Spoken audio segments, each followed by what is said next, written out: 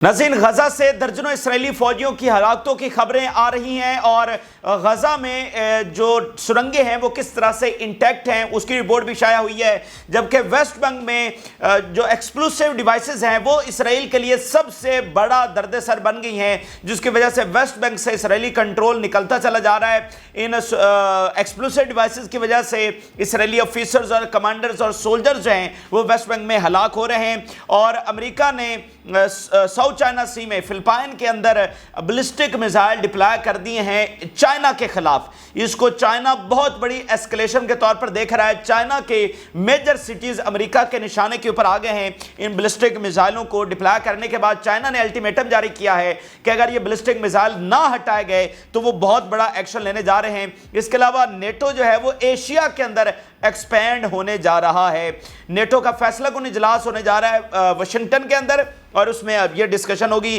जिसमें इसराइल और अरब ममालिक भी वहां पर उनके सरबराहान भी मदऊ हैं। और नाज़रीन, यूक्रेन पर होने वाले मुज़ाकरात नाकाम हो गए हैं। जंगबंदी की जो कोशिशें हो रही थी वो नाकाम हो गई हैं। तो मिडिल ईस्ट की जंग और उससे कनेक्टेड यूक्रेन की जंग और उससे कनेक्टेड दुनिया के मामलात, तमाम चीज़ों के ऊपर इस कंप्रीहेंसिव वीडियो में डिस्कशन करेंगे। जिन लोगों ने चैनल को सब्सक्राइब नहीं किया उनसे रिक्वेस्ट करेंगे कि चैनल को ज़रूर सब्सक्राइब कर लें ताकि हर आने वाली वीडियो आप तक पहुंच सके। नाज़रीन, सबसे पहले हम आगाज़ कर लेते हैं गजा की जो ताज़ा तरीन तफसीलात हैं। और गजा में लड़ाई जारी है, मज़ामती तहरीक रेजिस्ट कर रही है हर एक एक्सेस के ऊपर। और अभी खबर यह है कि पिछले चंद घंटों के अंदर 17 इसराइली फौजियों को मार दिया गया है। नाज़रीन, हर घंटे में अब इसराइली फौजी की हलाकत की खबरें आ रही हैं। और कभी तो ऐसा होता है एक एक ऑपरेशन में 10-10, 15-15 फौजी भी हलाक हो रहे हैं। तो पिछले चंद घंटों में 17 मजीद फौजी जो हैं वो हलाक कर दिए गए हैं। और नाज़रीन, रिपोर्ट इसराइली मीडिया ने ये आज जारी की है कि शुजाया में ख़ास तौर पर जहाँ पर इसराइली फ़ौज लड़ रही है वहाँ पर टनल्स मौजूद हैं, वो इंटैक्ट हैं और इसराइली फ़ौज टोटल नाकाम हुई है।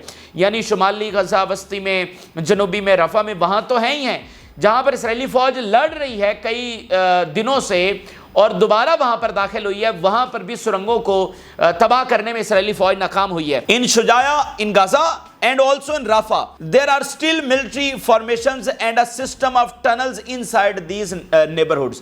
ना सिर्फ इन एरियाज के अंदर बल्कि इनके नेबरहुड्स के अंदर भी जो टनल्स का सिस्टम है वो उसी तरह से कायम दायम है। और इसराइल जो अपनी फतह के दावे कर रहा है वो बिल्कुल झूठे हैं। और इसराइल नेतन्याहू तो ये भी कह रहा है कि हम 1 स्टेप अवे हैं, कुछ दिनों तक रफ़ा से फौजें निकाल लेंगे, हमने वहाँ पर हमास को हरा दिया है, बस थोड़े से हमास के फाइटर्स रह गए हैं, उनको हम मार कर पूरी फतह का ऐलान करेंगे।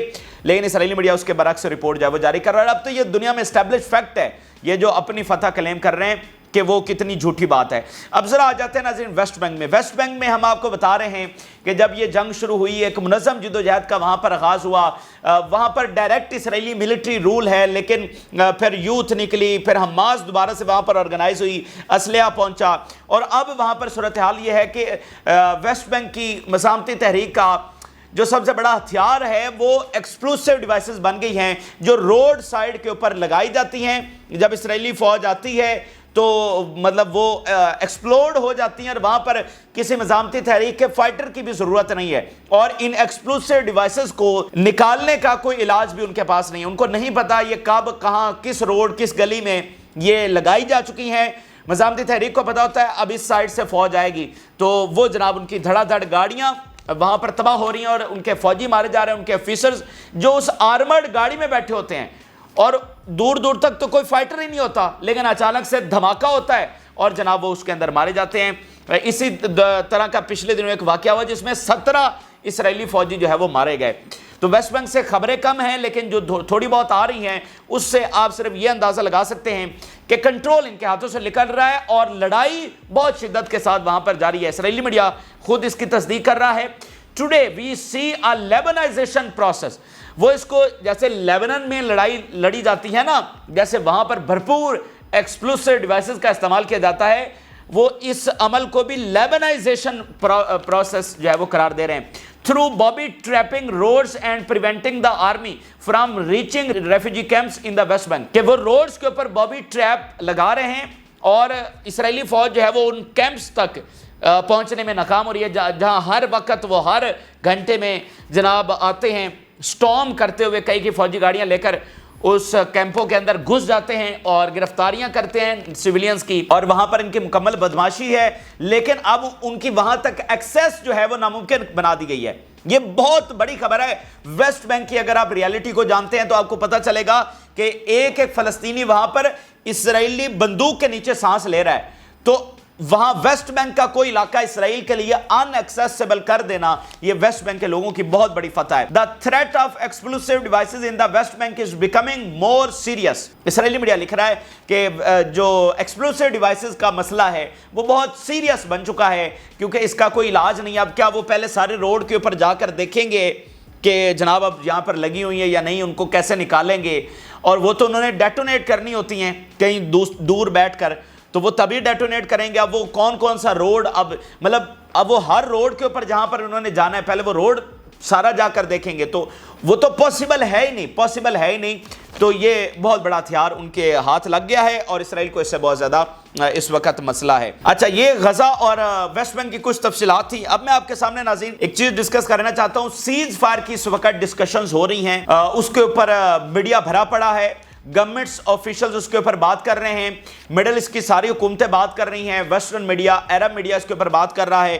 تو آپ بھی اس بارے میں شاید اب سن رہے ہوں کہ سیز فائر کی ڈسکشن ہو رہی ہے، اور اب اس انداز سے ہو رہی ہے کہ سیز فائر ہونے لگا ہے، چند دن کے اندر معاہدہ طے ہونے والا ہے، ایکسچینج ڈیل ہونے جا رہی ہے۔ تو اس کے اوپر حقائق آپ کے سامنے شیئر کرنا بہت ضروری ہے، کیونکہ آپ مڈل ایسٹ کی ہر حکومت کے آفیشلز کا بیان دیکھ لیں تو وہ سیز فائر کے اوپر ڈسکس کر رہا ہوگا، ہر میڈیا اٹھا کر دیکھ لیں تو اس ڈیل کے اوپر ڈسکس کر رہا ہوگا۔ اس لیے آپ تک حقائق پہنچانا ضروری ہے کہ کیا واقعتاً یہ جنگ بندی ہونے جا رہی ہے یا نہیں، یا اس میں اب نیا اسرائیلی شیطانی کھیل کیا ہے، وہ میں آپ کے سامنے پہلے شیئر کرنا چاہتا ہوں۔ دیکھیں، پہلے دن سے آپ کو یاد ہوگا ہم جنگ بندی کی بات کر رہے ہیں، پہلے دن سے ہم کہہ رہے ہیں کہ جنگ پھیلے نہ، ہم تو کہہ رہے ہیں کہ اسرائیل ہار چکا ہے، وہ سرنڈر کرے اور فلسطینی ریاست کا قیام ہو، اور جنہوں نے یہ ظلم کیا ہے اسرائیل ان کو آگے کرے اور ان کو جو ہے وہ کیپٹل پنشمنٹ ملنی چاہیے، جو اس جینوسائیڈ کے حصے دار ہیں ان کو جو ہے نا ان سے حساب لیا جانا چاہیے، ٹھیک ہے۔ یہ ہم پہلے دن سے بات کر رہے ہیں اور امن کی بات کر رہے ہیں، جنگ کو نہ پھیلنے کی بات کر رہے ہیں، لیکن ہم آپ کو ساتھ ساتھ یہ بھی بتا رہے ہیں کہ اسرائیل کی آئیڈیالوجیز کیا ہیں، اسرائیل کی انٹینشنز کیا ہیں۔ اسرائیل جو کچھ غزہ میں کر چکا ہے، آپ کو یہ سمجھنا چاہیے کہ وہ حدیں پار کر چکے ہیں، وہ 2 ریاستوں کو پیچھے چھوڑ آئے ہیں، وہ جنگ بندی کو بہت پیچھے چھوڑ آئے ہیں، وہ کبھی بھی آپ کو نہ یہاں پر رہنے کی اس کے اوپر دستخط کریں گے امن کے ذریعے، مذاکرات کے ذریعے، نہ آپ کو فلسطینی ریاست دیں گے، اور جب تک نتن یاہو بیٹھا ہے تب تک تو آپ سوچے بھی نہ۔ یعنی ہم امن کے خواہاں ہیں، لیکن دوسری طرف سے سالڈ سٹیپس پہلے ہونے چاہیے تو ہمیں یقین ہوگا کہ ہاں جنگ بندی ہونے جا رہی، جو کہ ہم چاہتے ہیں، لیکن اسرائیل نہیں چاہتا۔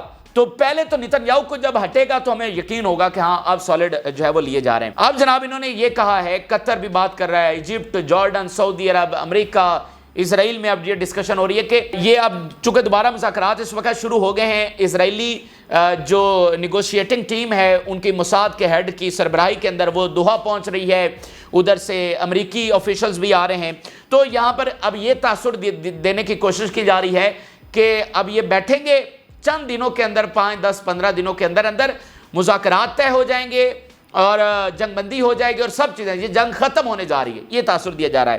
لیکن ذرا اس کی دوسری حقیقت دیکھیے، میں آپ کو بتا رہا ہوں کہ یہ سب جھوٹ ہے، یہ ٹائم بائی کرنے کا طریقہ ہے اور کچھ بھی نہیں ہے، یہ بالکل ویسے ہی مذاکرات ہیں، یہ ویسی ہی چیزیں ہیں جو پچھلے 9 مہینوں کے اندر آپ نے دیکھی ہیں، کہاں پیرس میں ڈسکشنز ہوتی رہیں، کتنا ہی عرصہ کائرو میں ڈسکشن ہوئی، کتنا ہی عرصہ دوحہ میں ڈسکشنز ہوئی، اور ایٹ دی اینڈ اس کا نتیجہ کیا نکلا؟ مجھے یہ بتائیے کہ آپ کے سامنے چیزیں تو طے ہیں نا، کہ حماس کہتی ہے جنگ بند کریں اور اسرائیل کہتا ہے کہ ہم پرماننٹ سیز فائر نہیں کریں گے۔ تو اگر اسرائیل جنگ بندی چاہتا ہے تو اس کو پتا ہے کہ حماس کی کیا شرائط ہیں، ساری چیزیں تو پہلے لکھی جا چکی ہیں، انہی کے اوپر سائن کرنے ہیں۔ اچھا، اب جو میں بات آپ کو بتانا چاہ رہا ہوں ان کی منافقت اور ڈیولز ان دا ڈیٹیل کیا ہے، کہ یہ رپورٹ کیا گیا ہے کہ 3 سے 5 ہفتے لگیں گے ان مذاکرات میں، یعنی 3 سے 5 ہفتے، یعنی 1 مہینہ سے زائد وقت لگے گا، یہ ملاقاتیں ہوتی رہیں گی، کبھی دوحہ میں، کبھی مصر میں، کبھی ادھر ادھر، 1 مہینے سے زیادہ کا وقت لگے گا، اور اس کے بعد بھی کوئی گارنٹی نہیں ہے اس کے بعد کیا ہوگا۔ یعنی یہ کتنی بے وقوفانہ بات ہے کہ آپ کو پتا ہے حماس کی کیا شرائط ہے، پرماننٹ سیز فائر، وڈرال، ٹھیک ہے، فلسطینی ریاست اینڈ ریکنسٹرکشن آف غزہ اور فل فار ایڈ اندر بھیجنا، آپ کو پتا ہے ساری اوپنلی چیزیں ہیں۔ تو آلریڈی یہ چیزیں لکھی بھی جا چکی ہیں. تو اگر اسرائیل سیریس ہے, اگر امریکہ سیریس ہے, تو اسرائیل سائن کیوں نہیں کر دیتا اس ایگریمنٹ کے اوپر؟ ان چیزوں کے اوپر اوپنلی آ کر کیوں نہیں کہہ دیتا کہ ہاں ہم اینڈ آف وار کرنے جا رہے ہیں, ہاں ہم وڈرال کرنے جا رہے ہیں؟ تو 2-4 دنوں کے اندر سائن کر لیں بیٹھ کے, اس میں کیا ہے؟ یہ پہلی دفعہ تھوڑی مذاکرات ہو رہے ہیں, ساری چیزیں تو آپ کو پتہ ہیں. تو مجھے صرف یہ بتا دیجئے 3 سے 5 ہفتے لگانے کا کیا مقصد ہے؟ یعنی یہ 1 مہینے سے زیادہ غزہ میں بم گرتے رہیں گے, ایڈ اندر نہیں جائے گی, وہاں پر بچے عورتیں شہید ہوتی رہیں گی. اور مجھے بتائیے یہ 1 مہینے سے زیادہ وقت نکال کے ایٹ دی اینڈ پتہ ہے کیا کہیں گے؟ ہم تو پرماننٹ سیز فائر نہیں چاہتے. یہ دیکھیں حماس جو ہے نا, یہ سب سے بڑی رکاوٹ ہے. اور دیکھیں ہم نے تو بڑی کوشش کی, ہم نے تو بڑے مذاکرات, لیکن حماس نہیں مان رہی. ٹھیک ہے, ہم تو پرماننٹ سیز فائر نہیں کریں گے. اور بھائی 2 دن پہلے کا, غالباً 24 گھنٹے پہلے کا نیتن یاہو کا بیان ہے جو اس کی بائیڈن سے کال ہوئی کہ جب تک ہمارے گولز اچیو نہیں ہو جائیں گے تب تک ہم جنگ نہیں روکیں گے. اور آج آپ کہہ رہے ہیں کہ وہ جو نام مذاکرات کر رہے ہیں, جنگ روک رہے ہیں. تو یہ صرف اور صرف ٹائم بائی کرنے کا طریقہ ہے, یہ صرف اور صرف جو ہے یہ توجہ ہٹانے کا طریقہ ہے, لوگوں کو بیوقوف بنانے کا طریقہ ہے. اور ہمارے جو اپنے سرکردہ لیڈر ممالک اس میں شامل ہیں ان کو بھی سوچنا چاہیے کہ وہ کیا کر رہے ہیں. یعنی وہ احتساب کی بات بھی نہیں کر رہے, وہ حساب کی بھی بات نہیں کر رہے, کہ بدلے کی بھی بات نہیں کر رہے کہ جو اسرائیل نے کیا ہے اس کا کیا ہوگا. اور یہ بھی نہیں کہہ رہے کہ چلو اب تم اپنی زبان سے کہہ رہے ہو نا کہ اینڈ آف وار تم کرنے جا رہے ہو, تو چلو وہاں پر بمباری تو روک دو, بمباری تو روک دو. یعنی یہ 1.5 مہینہ مذاکرات چلتے رہیں گے, بم گرتے رہیں گے, بچے شہید ہوتے رہیں گے, اور ایٹ دی اینڈ کیا گارنٹی ہے؟ تو یہ میں تو کہوں گا پھر ہمارے اپنے لوگ اس میں سہولت کار ہیں. یہ ان کی ساری جو ہے نا سہولت کاری کی وجہ سے یہ سارا کام ہو رہا ہے کہ آپ آج بھی اسرائیل کے ساتھ بیٹھ کر جنگ بندی کو ڈسکس کر رہے ہیں, اور اس کے لیے 1.5 مہینہ آپ کو چاہیے, جہاں پر ایک لمحہ غزہ کے لوگوں کا اذیت میں گزر رہا ہے, جہاں پر اجتماعی خبریں جگہ جگہ سے نکل رہی ہیں. ابھی تک ہزاروں جو لاشیں ہیں وہ ملبے تلے دبی ہوئی ہیں, اس کا آپ کو خیال نہیں, اور آپ اسرائیل کے ساتھ بیٹھ کر جنگ بندی ڈسکس کر رہے ہیں. 1.5 مہینے تک یہ ڈسکس کریں گے اور اس کے بعد بھی پتہ نہیں کہ یہ ہوگی یا نہیں. ٹھیک ہے, اس لیے آج الجزیرہ نے رپورٹ شائع کی ہے اس منافقت کے اوپر, یورپ کی منافقت کے اوپر. EU support for Israel makes it complicit in genocide, کہ یہ شامل ہیں جو کچھ غزہ میں ہوا ہے. It has been 9 months since the start of Israel genocide war on Gaza, which has killed more than 38,000 Palestinians, injured more than 86,000 and displaced more than 1.9 million. Despite frequent words of condemnation, Europe leaders have done little to stop it. کہ صرف مذاکراتی بیانات آئے ہیں لیکن اس کو روکنے کے لیے انہوں نے کوئی کردار ادا نہیں کیا. اور ہمارے اپنے سرکردہ لیڈر ممالک ان کا بھی یہی طرز ہے, مذمتی بیانات ہیں لیکن ایکشن کیا لیا ہے؟ 9 مہینے گزر گئے ہیں, اتنا بم, اتنی جبر سفاکت ظلم کو جاری ہوئے, اور آج آپ سے ہم پوچھیں کہ آپ کا کیا ایکشن ہے سوائے بیانات دینے کے؟ تو الجزیرہ ان کی منافقت کو ایکسپوز کر رہا ہے. Worse still, many European countries continue to stand by Israel economically and militarily. اور ابھی تک ممالک ہیں جو ویسے تو کنڈیم کر رہے ہیں لیکن اسرائیل کی حمایت میں اکنامکلی بھی اور ملٹریلی اس کے ساتھ کھڑے ہیں. اور جو میں بات آپ کو کر رہا تھا نیتن یاہو والی, آئزن کوٹ جو اس کا سابقہ آرمی چیف ہے, وار کونسل کا ممبر, اس کا ذرا آج کا بیان دیکھیے. I find it difficult to see Netanyahu rising to the strategic level of leadership and agreeing to the deal. اس کا وار کونسل کا ممبر, اس کا سابقہ آرمی چیف, اور یہ بہت قریب تھا نیتن یاہو کے, وہ کمنٹ کر رہا ہے کہ مجھے نہیں لگتا کہ نیتن یاہو اس ڈیل کے اوپر ایگری ہوگا. تو یہ جو ہمارے لیڈر اسرائیل کے ساتھ بیٹھ کر ٹائم بارگین کر رہے ہیں, ٹائم ویسٹ کر رہے ہیں, ان کو پھر آپ کس نظر سے دیکھتے ہیں؟ کیا پھر میں اگر کہوں کہ وہ سہولت کار ہیں تو کیا یہ میں غلط بات کر رہا ہوں؟ تو یہ چیز دیکھنی پڑے گی, اور بہت افسوسناک چیز ہے. بہت, آپ کچھ کر نہیں رہے, الٹا ان کے لیے ایک مطلب آپ جواز ان کو دے رہے ہیں کہ اسرائیل میڈیا پر جا کر کہے کہ دیکھیں ہاں ہم تو مذاکرات کر رہے ہیں, آپ الٹا ان کو جواز دے رہے ہیں. اچھا, یہ ایک چیز ہو گئی, یہ بہت ضروری تھا. آپ کے سامنے بھی اب یہ چیزیں چل رہی ہوں گی, مذاکرات ڈسکس ہو رہے ہیں, جنگ بندی ہو رہی ہے, تو آپ کو پتہ ہونا چاہیے کہ حقائق کیا ہیں. اور اس کا مطلب یہ نہیں کہ ہم مذاکرات نہیں چاہتے, ہم تو چاہتے ہیں, پہلے دن سے جنگ بندی کی بات کر رہے ہیں, لیکن جب ریئل جنگ بندی کی بات ہوگی تو ٹھیک ہے. اور ہم تو یہ بھی کہہ چکے ہیں کہ جنگ بندی ہوگی تو بھی فتح فلسطین کی ہے, جنگ جاری رکھیں گے تو بھی ایٹ دی اینڈ فتح فلسطین کی ہے. ان کے پاس کوئی آپشن نہیں ہے, ان کی تو تمام کیلکولیشنز الٹی پلٹی پڑ گئی ہیں, اور یہ صرف اور صرف ستم کر رہے ہیں نہتے لوگوں کے اوپر, لیکن اس کو روکنے کی ریئل ایکشن نہیں ہو رہا, یہ بتانا آپ کو ضروری ہے. ذرا ایرانین پریزیڈنٹ کی اگر تھوڑی سی بات کریں تو ناظرین دنیا بھر سے مبارکبادیں آ رہی ہیں ان کے اتحادی ممالک, لیکن یہاں پر ایک اور چیز میں آپ کے سامنے یہ شیئر کرنا چاہتا ہوں کہ جو ویسٹرن میڈیا ہے وہ جناب لکھ رہا ہے ریفارمسٹ، اس کی منافقت کے اوپر اب بات ہو رہی ہے، جو نئے ایرانی صدر منتخب ہوتے ہوئے ان کو ریفارمسٹ بہت کھلے انداز میں لکھا جا رہا ہے ویسٹ کے اندر۔ اچھا، اب دنیا یہ کہہ رہی ہے کہ ابھی یہ تھوڑے ہی دنوں کی بات ہے کہ تم ایران کو دہشت گرد بھی کہہ رہے تھے، ایران کو تم ڈکٹیٹرشپ بھی کہہ رہے تھے، اور آج باقاعدہ لکھ رہے ہو کہ الیکٹڈ ایرانی پریزیڈنٹ دا ریفارمسٹ۔ اچھا، ایک دہشت گرد ریاست تھی، ایک ڈکٹیٹرشپ والی ریاست تھی، تو اچانک وہاں پر جمہوریت کیسے آ گئی؟ وہ الیکٹڈ پریزیڈنٹ کیسے ہو گیا؟ اگر تمہاری پہلے والی بات صحیح تھی تو اچانک وہ الیکٹ بھی ہو گیا، وہاں پر صحیح ووٹنگ بھی ہوئی، صحیح الیکشن بھی ہوا، اور جمہوریت بھی وہاں پر آ گئی جس کو تم ڈکٹیٹرشپ کہہ رہے تھے، ٹھیک ہے؟ تو ان کی منافقت کے اوپر بات کی جا رہی ہے۔ بیسیکلی یہ ویسٹ میں اب ان کی حکومتیں جنہوں نے ابھی تک مبارکباد نہیں دی، وہ یہ توقع لگائی بیٹھیں گے یہ جو نئے ایرانی صدر ہیں یہ پتہ نہیں کوئی اسلامی جو نظام ہے اس کو الٹ پلٹ دیں گے، ٹھیک ہے؟ وہ کسی غلط فہمی میں بیٹھے ہوئے ہیں، وہ ریفارمسٹ ہیں، with in the system reformist ہیں، جو اندرونی تھوڑے سے معاملات کی خرابی ہے جو کہ امریکہ میں بھی ہے، برطانیہ میں بھی، فرانس میں بھی، رشیا میں بھی، چائنا، ہر سسٹم میں، دنیا کا کوئی سسٹم تو آئیڈیل نہیں ہے، وہ اس سسٹم میں ریفارمیشن کی بات کر رہے ہیں، اور یہ جناب پتہ نہیں وہ امیدیں لگائے بیٹھے ہیں کہ پتہ نہیں یہ اسلامی نظام کو الٹ پلٹ دیں گے، تو وہ پاسبل نہیں ہے۔ اچھا بہرحال، لیکن یہ ان کی منافقت ہے کہ جس کو چاہیں دنیا کی بہترین جمہوریت بنا دیں، جس کو چاہیں ڈکٹیٹر بنا دیں، جس کو چاہیں دہشت گرد بنا دیں۔ اب یہ ان کا یہ پروپیگنڈا چلنے والا نہیں ہے۔ اب ذرا میں وائڈر کینوس کے اوپر کچھ چیزیں آپ کے سامنے رکھنے جا رہا ہوں جس میں ہم ڈسکس کرتے ہیں کہ دنیا میں ہونے والے واقعات کیسے مڈل ایسٹ کو امپیکٹ کر رہے ہیں، اور اگر یوکرین کو بھی امپیکٹ کرنا ہے تو اس کا ڈائریکٹ امپیکٹ بھی مڈل ایسٹ کے اوپر آ رہا ہے۔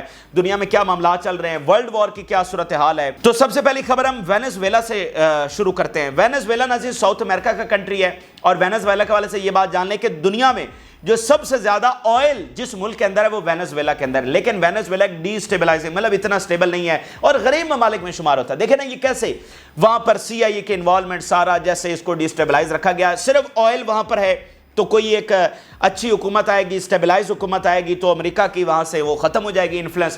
تو وہاں کے جو صدر ہیں بڑے دبنگ ہیں، امریکہ کے خلاف ہیں، اس لیے ان کا تختہ الٹنے کی بھی کافی کوششیں کی گئی ہیں۔ تو آج ناظرین وہاں سے کیا خبر آئی ہے؟ خبر یہ آئی ہے کہ وینزویلا میں سول وار شروع کروانے کی کوشش کی گئی ہے، اور وینزویلا کے حوالے سے یہ بات ذہن میں رکھیں کہ اسٹرانگ سپورٹر آف فلسطین، اسٹرانگ سپورٹر آف حزب اللہ، اسٹرانگ سپورٹر آف ایران، یہ وینزویلا، کیوبا، بولیویا، کولمبیا، یہ سارے فلسطین کے ساتھ کھڑے ہیں، یہ ساؤتھ امریکہ کے کنٹریز۔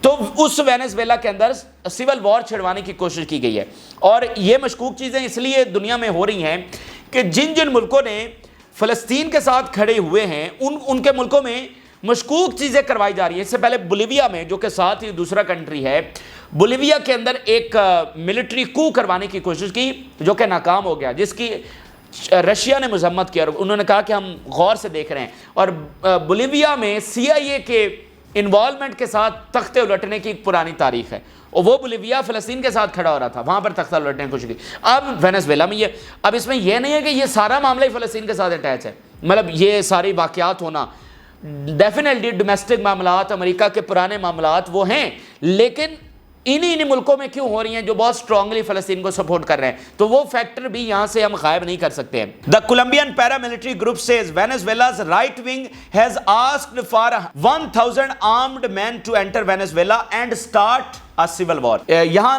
کی ایک تنظیم نے، کولمبیا کی ایک تنظیم کو کہا کہ 1000 بندے آ جائیں، یہاں پر سول وار شروع کریں، اور جو صدر ہیں وینزویلا کے ان کو ہلاک کر دیں، ان کو کل کر دیں، ان کو اسیسینیٹ کر دیں۔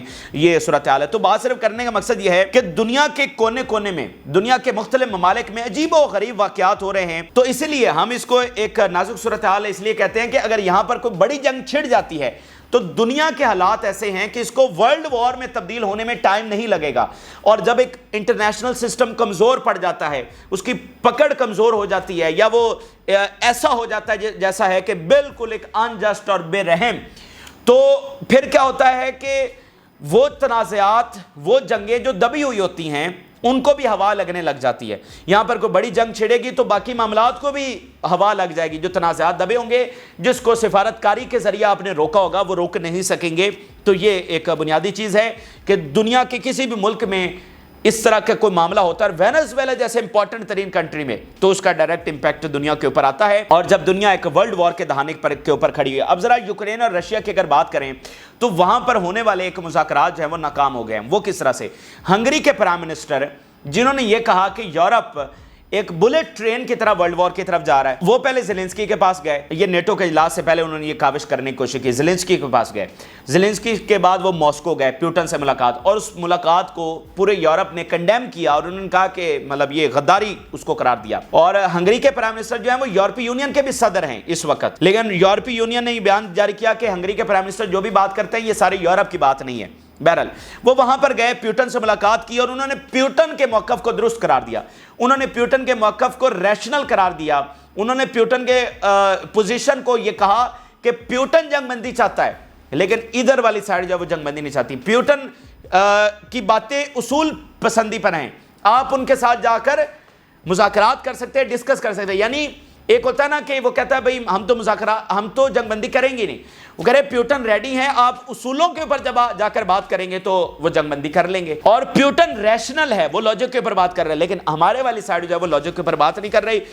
इस मुलाकात के बाद उन्होंने ये कहा और साथ ये कहा कि यूक्रेन और रशिया किसी जंगबंदी से बहुत दूर हैं, यानी जब उन दोनों फरीकों से उन्होंने मुलाकात की उसके बाद ये कहा सही प्यूटन को करार दिया और गलत ज़ेलेंस्की और यूरोप और नेटो को करार दिया कि इनकी वजह से जंगबंदी नहीं हो रही। तो वो एक तरह से जो है ना नाकामी हुई है वहां पर। फिर नाज़रीन आगे चलते हैं तो नेटो का इजलास होने जा रहा है। मैं आपको बता चुका हूं ये दुनिया के फ्यूचर के हवाले से बहुत इंपॉर्टेंट है, बहुत चीज़ें इसमें डिस्कस होने जा रही हैं।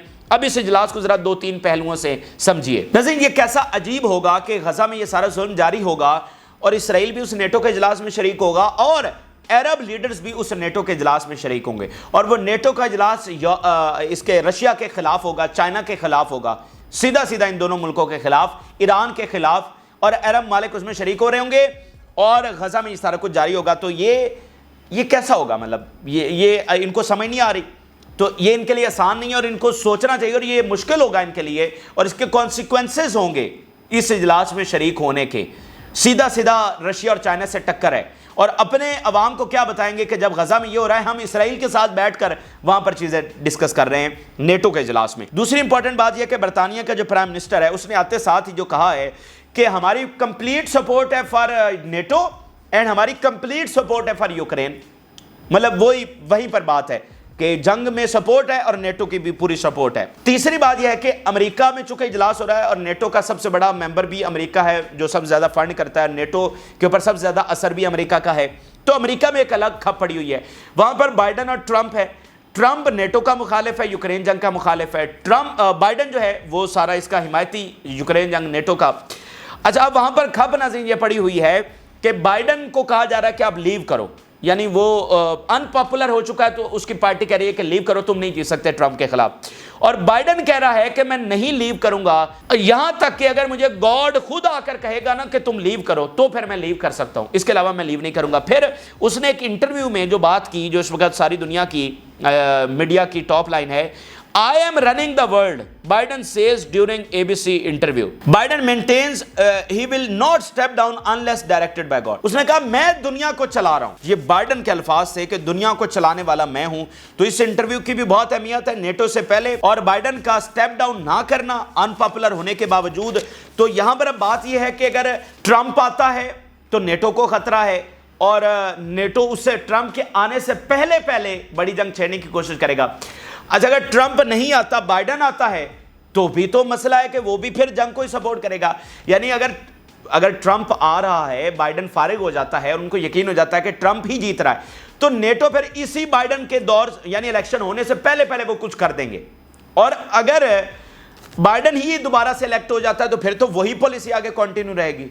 तो मामला दोनों सूरत हाल के अंदर जो है वो गड़बड़ है, तो ये ना कोई अच्छी चीज नहीं है। अब जरा अगली खबर देखिए कि नेटो एशिया में एक्सपैंड होने जा रहा है, ये भी अजीब खबर है। NATO plan summit treaty with Asian partners to expand corporation. अब ये जो मिडिल ईस्ट के मालिक को बुलाया जा रहा है तो नेटो को वो एशिया में एक्सपैंड करना चाहते हैं। सारी लड़ाई ही नेटो की है, नेटो की एक्सपेंशन का मसला है चाइना, रशिया, कोरिया और ईरान को, और ये अब उसको एशिया में लेकर आ रहे हैं, यानी मिडिल ईस्ट के ममालिक को उसमें लेकर आ रहे हैं जो कि ब्रिक्स का मेंबर बनने जा रहे थे। तो ये तो फड्डा है, ये सीधी सीधी लड़ाई है, इसको रशिया चाइना किस तौर पर कबूल नहीं करेंगे। रशिया ने वो यूक्रेन का मामला तो नेटो की वजह से। अगली खबर देखिए कि फिलिपाइन के अंदर अमेरिका ने बैलिस्टिक मिसाइल डिप्लॉय कर दिए। यार आप अमेरिका के इंटेंशंस देखिए कि ना कोई फड्डा ना कोई मामला, ताइवान को असलिया दिया जा रहा है, फिलिपाइन को चाइना के खिलाफ तैयार कर रहा है, तो वो प्रवोक कर रहा है जंगों के लिए। तो आप यहां पर कैसे सोच सकते हैं कि जी यहां पर कोई बड़ी जंग नहीं होने जा रही। बड़ी जंगें कोई एक दिन की बात तो नहीं होती। आप देखते हैं कि मामलात किस तरफ जा रहे हैं। तो अमेरिका पीछे नहीं हट रहा, ताइवान को वसीला दे रहा है। अब फिलिपाइन ने उसने बैलिस्टिक मिसाइल रख दिए हैं और सारा चाइना उसके निशाने के ऊपर आ गया है। चाइना ने सख्त इसकी मजम्मत किया और उन्होंने कहा कि अगर ये ना हटाए इसने ये बैलिस्टिक मिसाइल तो उसका बहुत संगीन नतीजा जो है वो भुगतना पड़ेगा। तो दुनिया के मामलात कोई अच्छे नहीं हैं। दुनिया में जो दुनिया चलाने वाली पावर्स हैं, जो वेस्टर्न पावर्स हैं, वो जंगों की हिमायती हैं। आपने देखा कि यूरोपियन लीडर्स का गजा जंग में क्या किरदार है। यूक्रेन की जंग में जो सीजफायर की बात करता है उसको वो गद्दार कह रहे हैं। तो आप कैसे रोकेंगे एक बड़ी जंग को? अल्टीमेटली 6 महीने, साल बाद, 1.5 साल बाद तो हम तो फिर एक बड़ी जंग में जाएंगे ही जाएंगे। हालांकि सर्बिया के प्रेसिडेंट कह चुके हैं कि ये 2-3 महीनों से लंबी गेम नहीं है, इसके अंदर अंदर वर्ल्ड वॉर शुरू हो जाएगी या फिर रशिया और नेटो की डायरेक्ट कन्फ्रंटेशन। और हंगरी के प्राइम मिनिस्टर कह रहे हैं कि हम बुलेट ट्रेन की तरह वर्ल्ड वॉर की तरफ जा रहे हैं। बहरहाल ये सूरत हाल है, ना गजा की जंग रुक रही है ना यूक्रेन की जंग रुक रही है। तो देखते हैं। आप अपनी राय जरूर आगाह करें। जिन लोगों ने चैनल को सब्सक्राइब नहीं किया उनसे रिक्वेस्ट करेंगे कि चैनल को जरूर सब्सक्राइब कर लें ताकि हर आने वाली वीडियो आप तक पहुंच सके। इजाज़त दीजिए, अल्लाह हाफ़िज़।